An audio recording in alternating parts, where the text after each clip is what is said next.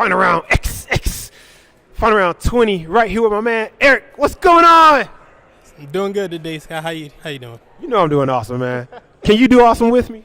I'm trying to. Gotta get my juices going, run around, shooting stuff. You gotta catch me tomorrow when I'm super high. Okay, all right. Well, but you know you're hyping up for just right now. Now, for you people who don't know, this is Eric. Eric takes a lot of pictures at what kind of events? Fighting game events. I do everything now. I do weddings, I do parties, I do everything. But I started out at fighting game tournaments, so that's where it all came from. All right. And right now, when you're at fighting game tournaments and people they feel kind of shy. I mean, because they're not models, but they do want to take pictures, and you take excellent pictures. How do you get those people to relax? How do you get those people to find a comfort zone so you can take a good picture and not a fucked up one? You just got to learn how to talk to them. Everybody, when you point a camera at somebody, they tighten up. It's almost like a skill. Like models can do it, but you just got to talk to them, get them flowing. Because people, when I get those candids to people, they look really good. But as soon as you point it directly at them, they just you just got to get them to that point where they don't feel like the camera's there, and then get those pictures of how they always look. And so right now, for other people who aspire to do what you're doing and they want to take pictures at an FGC event, what kind of tips would you give them?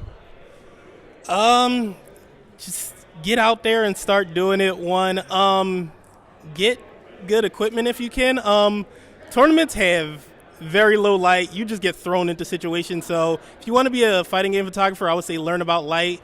Try to pick up the best lens you can. Don't worry about the camera so much, because the lighting situations are just going to get thrown at you, and you got to be able to deal with them, still get good shots of the players. And are you considering actually moving into video? So here's a fun story. When I got this camera to do video at events, and I was looking at video and photos, and I just sort of leaned into the photos while I was getting all the equipment together for video. And then I just liked doing photos so much that I never ended up getting the video equipment. But the whole point of all of this was to do video at events. All right. But now it's just strictly photos at the moment. At some point, I'm going to get back to the videos. Someday, it'll be back to videos. It just is a slight detour of a few years. Okay. All right. Now, you're here, and you're taking pictures of the gamers. But what about you? When do you get time to play? And when you do get time to play, what do you play? I play at the arcade room a little bit. I don't get to play as much as I used to, but I'll still go over there in the arcade room. The thing I'll play more than anything else in there is CVS 2. I used to play more back in the day, so CVS 2, Marvel 2, the older Guilty Gears and things like that. Those were when I was in the arcade every day.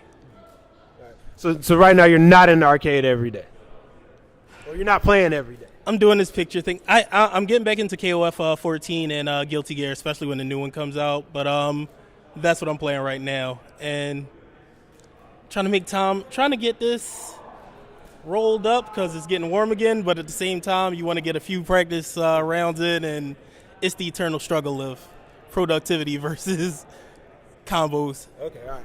Oh, and also talking about the eternal struggle. At one point, I was a photographer too, and it's really hard to get that perfect picture, and we're always searching for it. But for you, because I know that you take a lot of cosplay pictures as well, if you could have any model any character, which cosplay character would you like to take pictures of? That's rough. I can't give there's too much stuff, but I will say that there is one cosplayer, and she comes to the event. She had a great cosplay, and she either sold it or she swore off ever wearing it ever again. And I've been trying for like 2 years to get her to put that cosplay back on. I don't know if that's gonna happen. I don't know if you know Keisha. She has a Jago. I want to photograph that Jago. Oh, yeah. I think she was at a tournament, and I tried to get a picture of it because I knew she was going to be in the cosplay contest later. And then something happened. She registered late. She didn't get in the cosplay contest, and I never got to photograph it.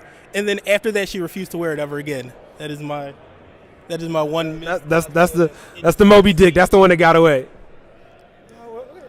It's okay. Let's just hope and pray that it happens again. All right, now, what does final round mean to Eric? Final round.